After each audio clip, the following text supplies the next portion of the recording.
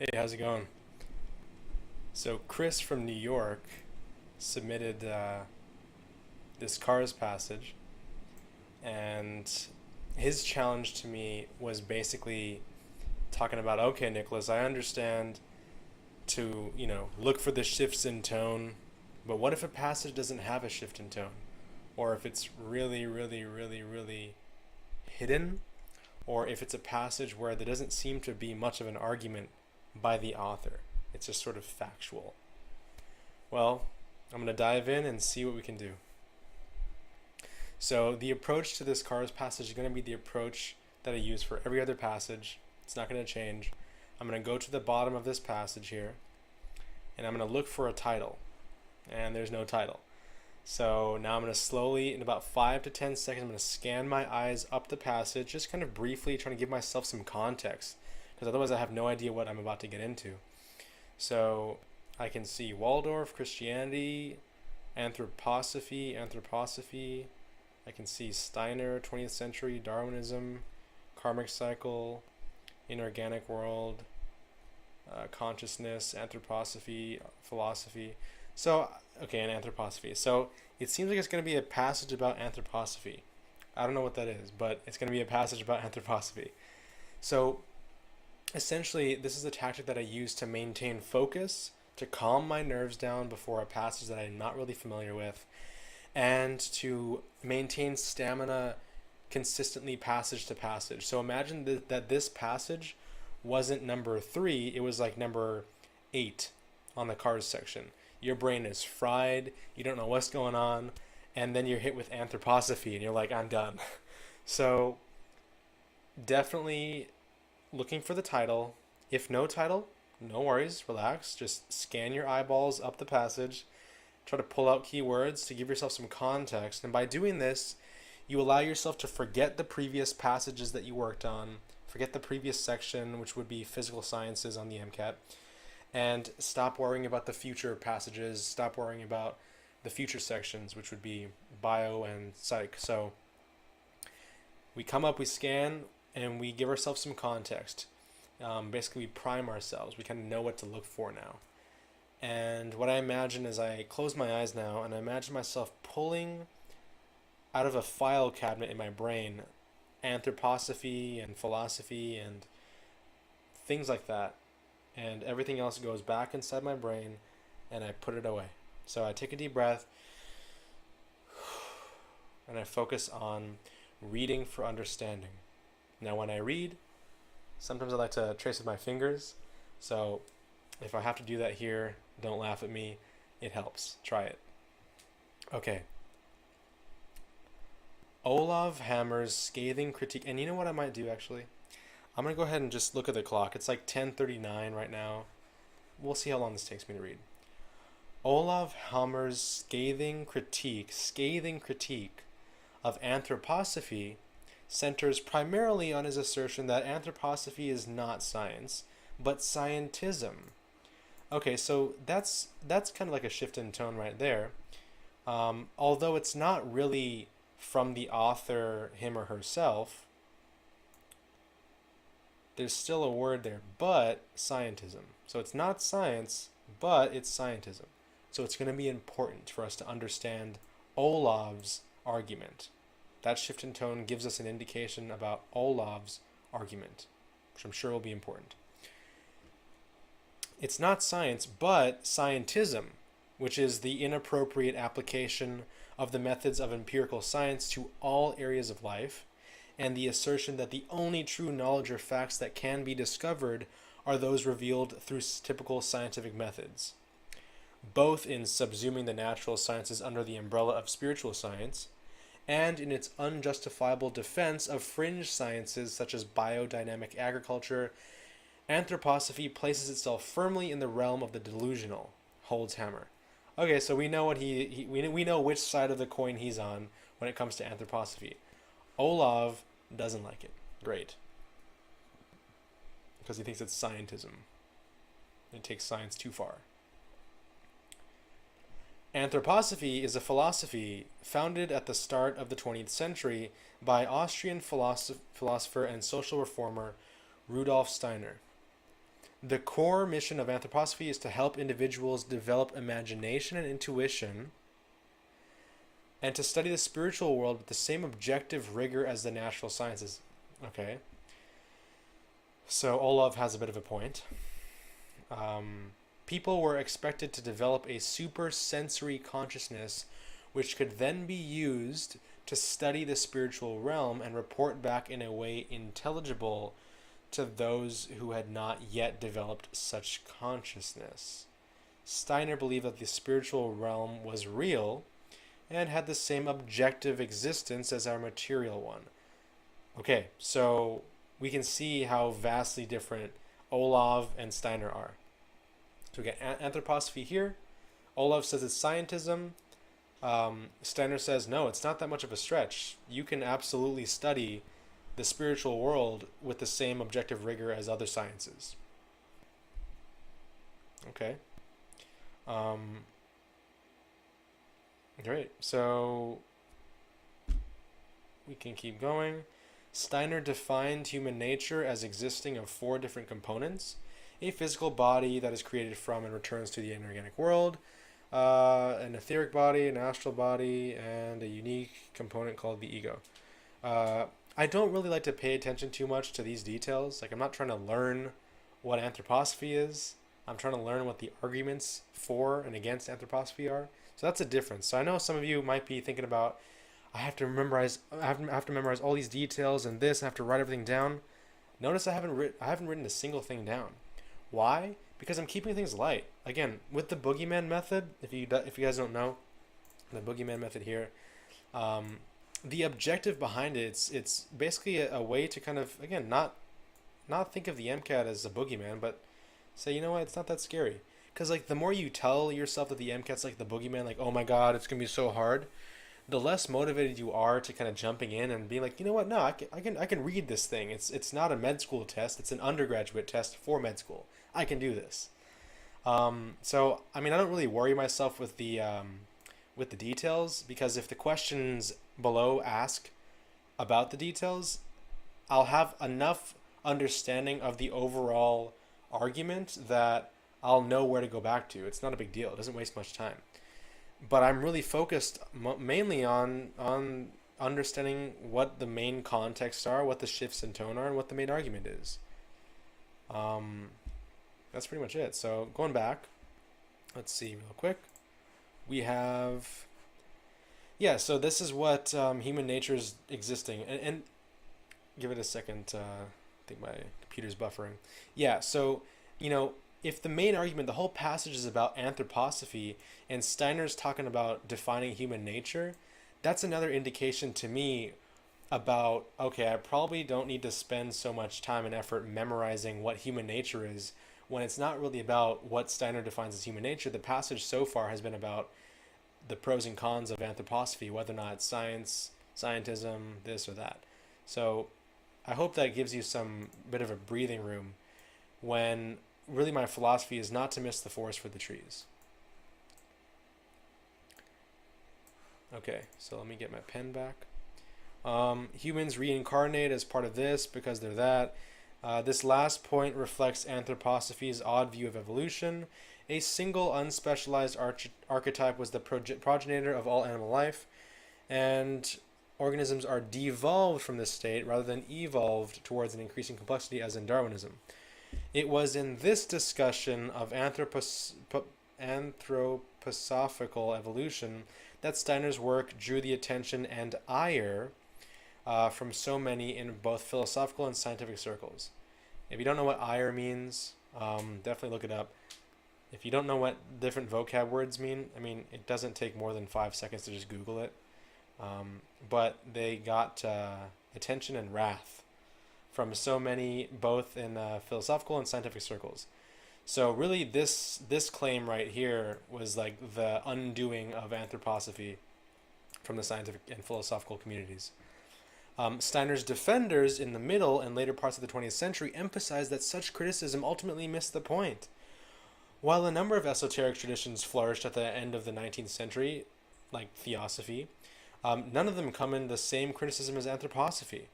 So they're like, hey guys, like, why are you picking on us?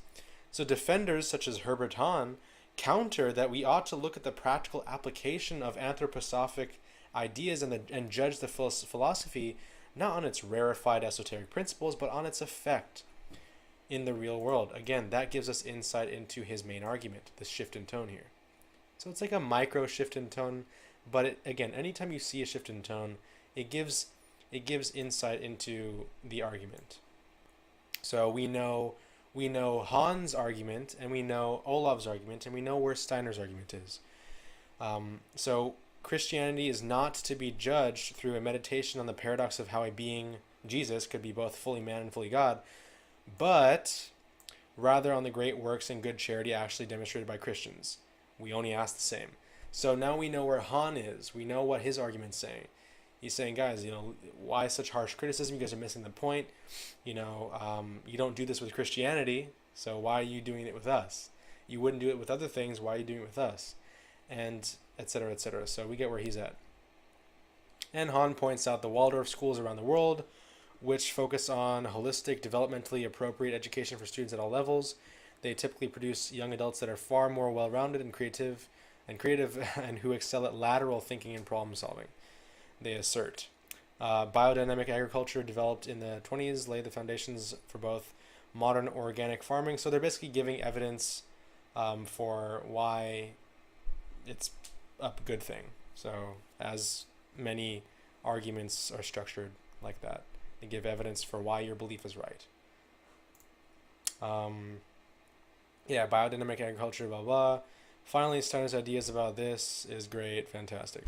So we still have no insight as to what the author believes. And the last sentence, both critics and defenders of Steiner's work have valid points so far as they go, but ultimately end up speaking past one another. Okay, we finally understand where the author's coming from here. So this little shift in tone gives us insight into the author's point of view, whereas the other couple shifts in tone gave us insight into Olav and then Hahn's points of view.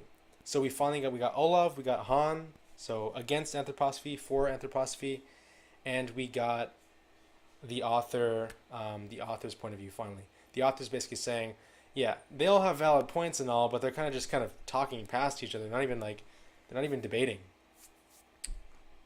Cool. Hopefully that was able to make light of that passage, and it's interesting. So let's get into the questions. Let me zoom in here. And that took about 10 minutes to read through that whole passage and really break down and stop. And,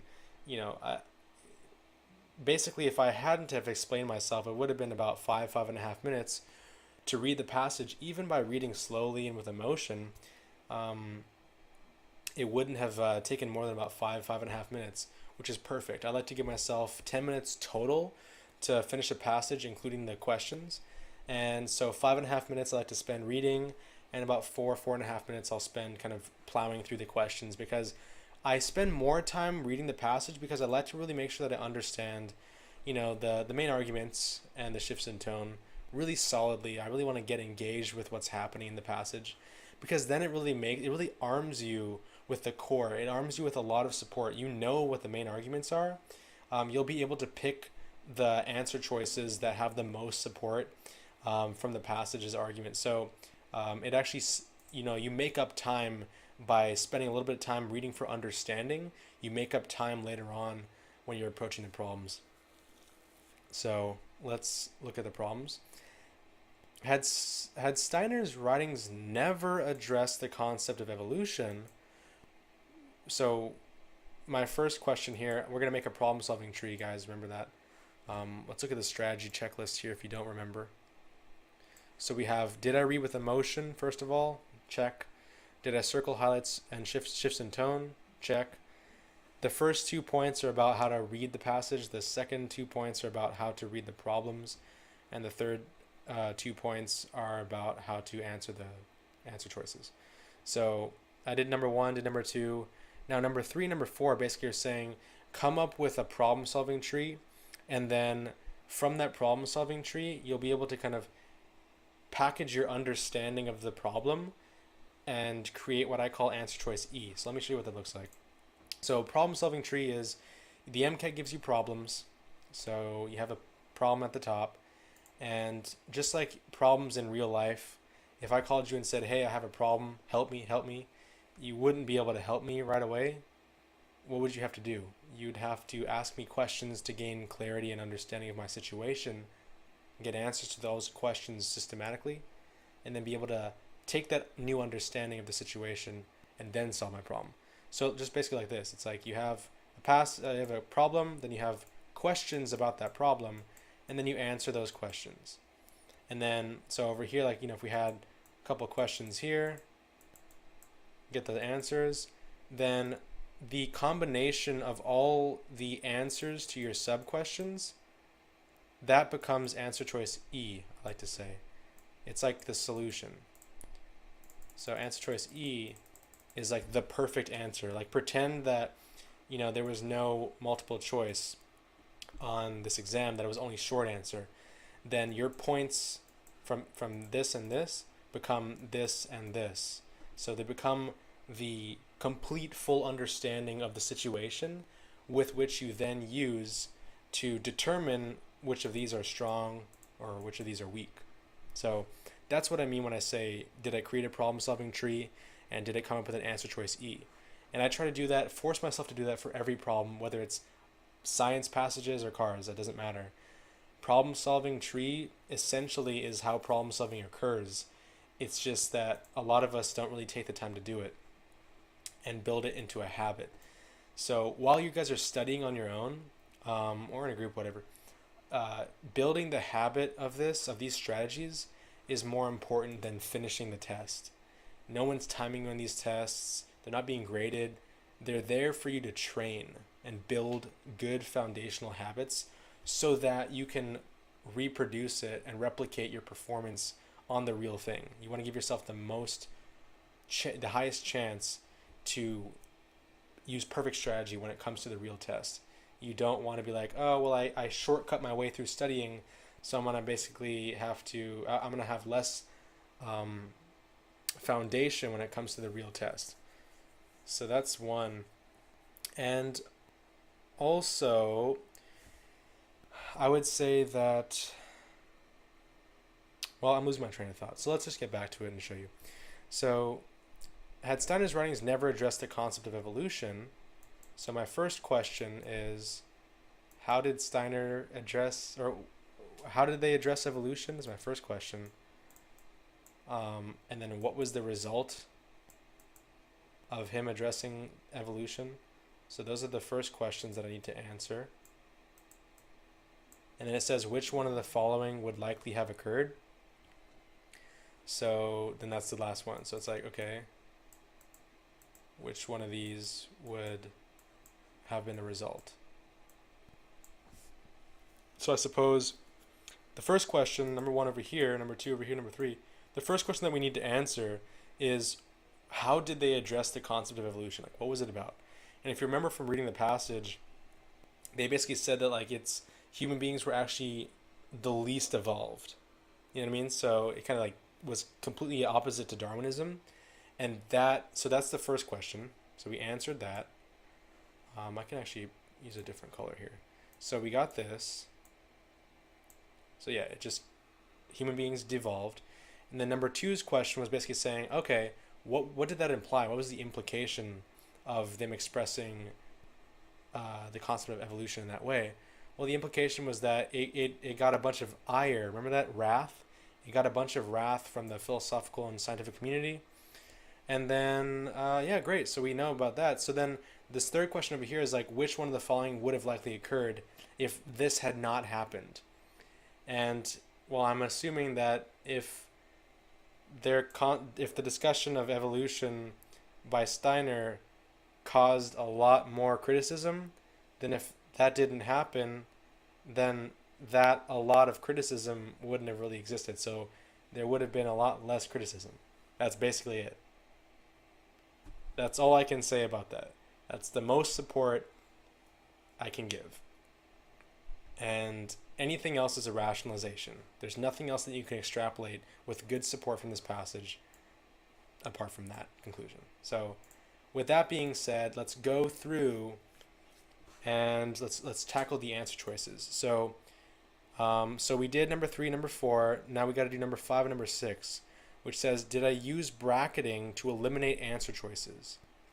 And bracketing is again like any college basketball tournament or something like that, where it's like this team versus that team, whichever one's stronger moves on. It's the same thing. It's like A versus B. If A is stronger of an answer than B, then A moves on, just like that. And then we'll use the last strategy here, which says, how do you know which one's strongest? You use MSLR, which is a beautiful acronym that just basically stands for most support, least rationalization. It will get into your head pretty soon. MSLR, MSLR, MSLR. It helps you overcome this paralysis between two answer choices. And bracketing forces you, with every single question, or every single problem, I should say, it forces you to get used to pairing one versus another. So it's actually a really good thing to train when you're by yourself. So you get used to it. You're not afraid of like, oh my God, I'm always stuck between two choices. Train these 2 tips, and you'll get through them quite rapidly, actually. Okay, so let's do it. So we know our answer choice E is a representation of the complete understanding of this problem. Okay? So it's the complete understanding of this problem is basically our answer choice E. And then we use our complete understanding of this problem to then determine the strength and weakness of these choices here. So MSLR is saying most support and least rationalization as compared to your complete understanding of the problem. And so honestly, if I had to pick one thing that was the toughest part about the MCAT, it would be 3 and 4. It'd be 3 and 4. I think that it's both the least talked about and the most important. Problem solving, being able to pull out questions and like ask, okay, I need to know about that. Then I need to know about this. I need to know about that. I'm confused about that. I'm confused about this. There's a gap in my knowledge there. Like that level of self-awareness, if you train that, that's probably the most useful part about the MCAT experience, and it will really, really prepare you for a lot more problems to solve in the rest of your life, apart from just the MCAT. So, the hard part's basically over. Now we just gotta use our complete understanding and compare the answer choices and see which one's the strongest. So let's look at A. Organic farming would never have been developed. What? MSLR. I don't really see that being supported, and that's a lot of rationalization for that to be strong. But before I cross it off, I need to bracket it with B. Again, practicing good habits. Anthroposophy would have received less criticism from some science. That's literally what we said. Yes, so B is much stronger than A. You see that? So we can cross off A now. So B is a strong candidate because, again, as compared to our complete understanding over here, it absolutely, it just answers the question. Anthroposophy would have developed a view of humanity as consisting of 3, forget this, not stronger than B. And then B versus D. Biodynamic agriculture would have developed, nope. Again, B is the strongest answer here, bar none, compared to our complete understanding. Makes sense? So it's I'm not going to do this thing for the rest of the questions. I'm going to kind of plow through the rest of the questions now that you understand the exact method that I'm going to use. And it's the same for every question, or every problem. But let's go ahead and knock it out. I think I'm already at like 20 minutes. Yikes. So let's go for it. Basically, same approach. Problem solving tree, answer choice E, bracket, MSLR, and get it done. Okay, which of the following would be an example of scientism? Okay, so what's scientism? That's my first question. Scientism was, so if I make the problem solving tree, we have scientism was basically where it takes science and extrapolates it way too far, as the word is used in the passage. That's all we need to know. So scientism is basically taking something and extrapolating it way too far. Like you're applying scientism, you're applying scientific principles and objective reasoning to things like the spiritual realm is what they were doing.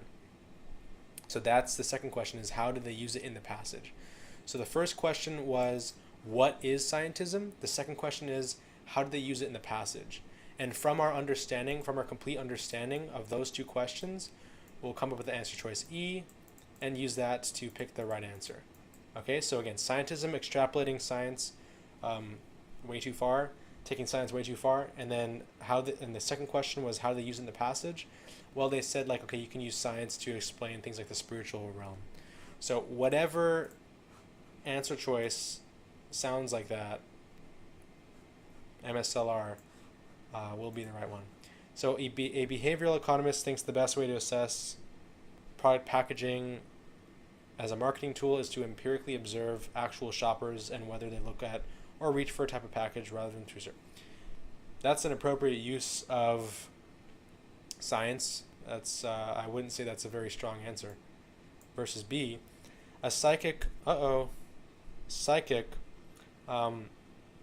This already sounds good because it says psychic, but let's keep reading. A psychic claims he is able to channel the spirit of Albert Einstein because he is able to relate minor details about Einstein's life and able to answer questions about physics that he would otherwise not know. So let's go back to the problem-solving tree, right? Very simply. So the first point was that it takes science, so that scientism takes science and extrapolates it way too far. And the second point was that an example is that you use scientific objective reasoning to explain things that are like spiritual. So is the psychic doing either of those two things? No, they're actually not. They're just claiming that they can do this stuff. They're not claiming that they're using objective reasoning to communicate with Albert Einstein. So it's actually a red herring. A red herring. And if you guys don't know what that is, definitely look it up. A red herring is basically something that looks and smells like the right answer, but it's just there to confuse you. So the psychic, that word was the red herring. They thought that that would trip you up or trip us up, but they couldn't get us, so it's okay. So, and the only reason why I didn't fall for that red herring was pure and simple. Okay, does it have the most support to my complete understanding of the problem that I broke down? No, it doesn't. Not at all. That's it. So for now, which one do I cross off? Well, they're both going to be wrong. I know that. Well, I don't know that, but I would say that which one is more wrong? Well, actually, I would say B is more wrong because it doesn't even mention scientific principles or using reasoning, whereas this does. So this doesn't even hit any of the points. It just says psychic and physics as red herrings to convince you that they're talking about non-science and science. But it doesn't actually hit on either of these 2 points. And I hope that makes sense to you. Really, really important. So with A, at least A talks about, again, empirical observation. So let's look at A versus C. A psychologist believes cognitive behavioral therapy is the most effective therapy technique for treating a certain mental illness based solely on data about reduced need for medication rather than any subjective feedback. Again, I don't think that's an inappropriate use. But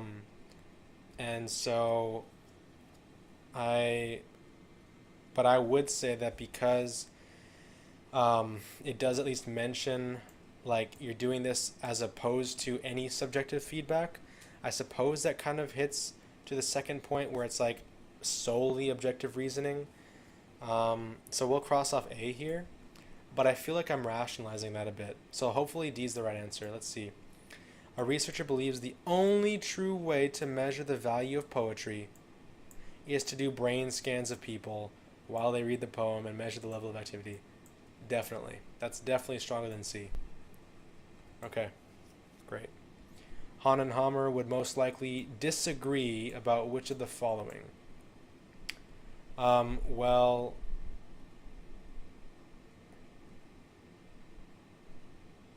Han and Hammer. So Han was basically talking about.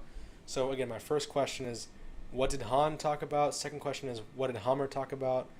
And then third question is, how do they disagree? So Han was basically talking about how. You can see, Han. Oh yeah. So Han was talking about, you know, hypocrisy of the criticizers. He was like a defender of Steiner's views. He was saying how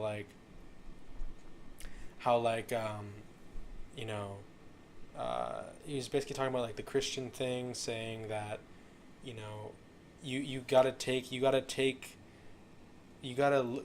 look at a philosophy as a philosophy. Like you gotta view it as only the philosophy itself. You can't say like with Christianity, it's like it's about the philosophy of what Christianity provides, not about Jesus and this and that and all that other stuff. Whereas Hammer's thinking like, no, you can't take it too far. You can't have both. So they would most likely disagree about, yeah, basically how to go about this debate, this whole thing. They would disagree about all of it. Um, let's try and get some support here from the passage. So Han would be saying that, yeah, like look at anthroposophy from its philosophy. Look what it's produced. Don't look at it about as you know. Don't look at it under the light of, you know, this and that and everything else. Look at it just as it is. Whereas Hammer is saying that, um, you know, it's in the realm of the delusional. It's unjustifiable. You have to look at science as scientific principles and compare it to how it's applied to anthroposophy and say, hey, you can't do that. So, I mean, they would basically be disagreeing about all this stuff. So, I'm going to move on and try and see if we can fish out the strongest answer here. Anthroposophy. So, which one would they most likely disagree about? Anthroposophy has had at least some positive impact on the world through its effective education. Again, I'm kind of rationalizing here. It doesn't really give us much support about Hammer's view of this. So, for us to say that it would or would not have been agreed upon, there's not really any support. And this is actually a really good point. The absence of evidence isn't evidence. Does that make sense? So the fact that we don't have any support for Hammer's position on anthroposophy's effectiveness for education, that isn't telling us that they would disagree. That's not evidence. It's just missing evidence. He could have or he could not have. But when it comes to MSLR, most support least rationalization, this is actually pretty weak. So let's compare it to B. Biodynamic agriculture laid the groundwork for subsequent developments in organic farming. Same principle. We don't really know whether or not Hammer would have agreed or disagreed with this statement here. So I'm going to go ahead and cross off A and leave B. The methods and worldview of empirical science should remain tightly confined to the ambit of the classic natural sciences such as physics, chemistry, and botany. Okay, we're getting closer, but I don't really think that Hammer ever mentioned that science needs to be stuck to natural sciences. It just says that anthroposophy took it a bit too far, and Han is saying that, hey, don't look at anthroposophy with such a critical eye. Look at our philosophy as, you know, from its results and things like that. So I'm going to cross off B here because C is at least a little bit better, but I'm still actually rationalizing. I don't really feel like this is much support for what's actually in the passage. Okay? So stick to that. And then D, when evaluating a certain intellectual position, one should consider only the principles and assumptions of the position itself. Yeah, that's it. That's Han's argument. And Hammer is saying, nope, you got to look at anthroposophy under the light of science and other stuff. Whereas Han's saying, no, you just got to evaluate only the principles and assumptions of anthroposophy itself. You can't look at it with such a critical eye. So this is definitely the strongest answer of between D and C. So let's move on. Hope that makes sense. It's all about, again, most support, least rationalization. A lot of times people are going to try and argue with me and say, hey, why isn't it this? Why isn't it that? Why isn't it this? I was like, okay, first let's break down the problem. Let's understand the problem, what it's asking for. Come up with a complete understanding, answer choice E. And then, let's say you pick B and I pick D. Okay, show me the support for B as compared to D. And you'll show me a little bit, but then you'll start to explain yourself. You're going to stop looking at the passage and you're going to start looking up here and saying, well, it's this, and then what about this? And I thought he said this and this and this. And all of that mechanism is all rationalization. Whereas I'm simply going to point to the passage and say, this is simply what it, and these are the answers that they sound too simple and straightforward to be right. And the AAMC is kind of banking on our logical, on our cognitive biases to get in the way. But again, that's why I call it the boogeyman method, because it's just basically telling ourselves that the MCAT is scarier than it really is, when in reality it's not that scary. The author would describe which of the following as an example of people who are speaking past one another. So somebody who's speaking past somebody else, again, they're not even talking about the same thing. One person's saying one thing, the other person's saying another thing. They're not really actually saying, here's my point, now you debate those points, and then I'll debate your points, and then back. It's just I'm doing this thing, you're doing that thing. So whatever describes that. Parent and teenager fight over whether the teenager should get to drive the family's car, with the teenager pointing out how many of her peers get to drive their family car. So this situation is basically describing, you have an argument and they're on the same point. The teenager is saying one thing and it doesn't even tell us what the parent's saying. So how can we say it's a strong answer? We can't. So it's weak, but let's see B. Two political candidates discuss foreign policy, okay, in a debate, okay, with one candidate focusing on the political interests of the U.S. allies overseas, and the other candidate emphasizing the need to spend more government money on solving domestic issues.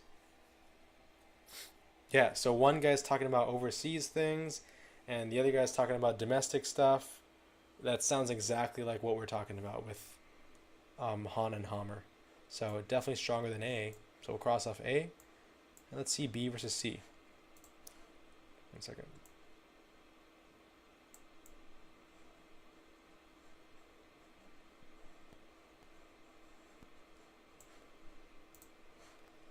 Two chemists have different theories about a proposed mechanism for a chemical reaction and are able to produce and publish data supporting their hypotheses. That's not as strong as B. So B versus D, two children on the playground get in a fight about whether one superhero could beat up another superhero, each supporting his argument with reference to their superpowers possessed by the superhero. B is still stronger. Okay. The passage mentions Christianity in order to do which of the following. So again, first question, how does it mention Christianity? And then what was the purpose of mentioning that? Why did Han use that? And it was simply to give an example of how saying hey, you guys don't criticize Christianity because of Jesus and this and that, so why are you criticizing us for this and this and that? So it's basically talking about hypocrisy. So now we'll look at the answer choices and see which one talks about that kind of a situation. Provide an example of one means used by defenders of anthroposophy to bolster their position against critics. Literally, that is a great example. That is a great. Sorry, I got knocking on my door. That's a great example of.